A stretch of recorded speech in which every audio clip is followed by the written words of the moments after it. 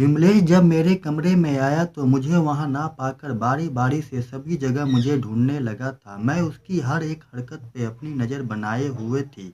मैं यह देखना चाहती थी कि आखिर वह किस हद तक जा सकता था। जब मैं उसे कहीं नहीं दिखी तो उस समय उसकी हालत एकदम से गजब की हो गई थी। मैं ये लुक्का छिपी का खेल कुछ देर और उसके साथ खेलना चाहती थी। नशे में होने के कारण वह मुझे नहीं देख पा रहा था। मुझे उस बेचारे बिमलेश पर बहुत दया आ रही थी। कितनी मेहनत कर रहा था वह मेरी खातिर। मेरा मन कर रहा था कि अभी झट उसके सामने आ जाऊं, पर यह सही वक्त नहीं लगा था मुझे। वैसे भी अगर आसानी से कुछ मिल जाए किसी को तो उसकी वैल्यू उसे समझ नहीं आती।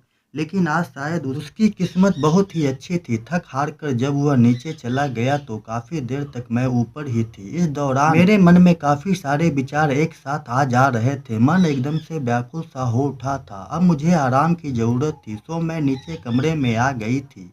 देखा तो बिमलेश आराम से बेसुध बेखबर सोए पड़े थे और कमरे की लाइट भी जल रही थी।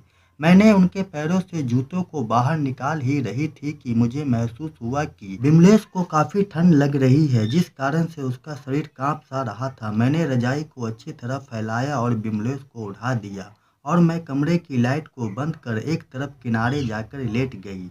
अभी कुछ देर ही मुझे अपने बेड पर आए हुए हुए थे कि तभी मुझे एक आवाज़ सुनाई दी। यह आवाज़ बिमलेश की ही थी। मुझे लगा वह मुझसे कुछ कह रहा है। जब उसकी तरफ देखा तो बिमलेश नींद में बड़बड़ाते हुए किसी का नाम ले रहे थे और वह नाम था जिज्ञासा।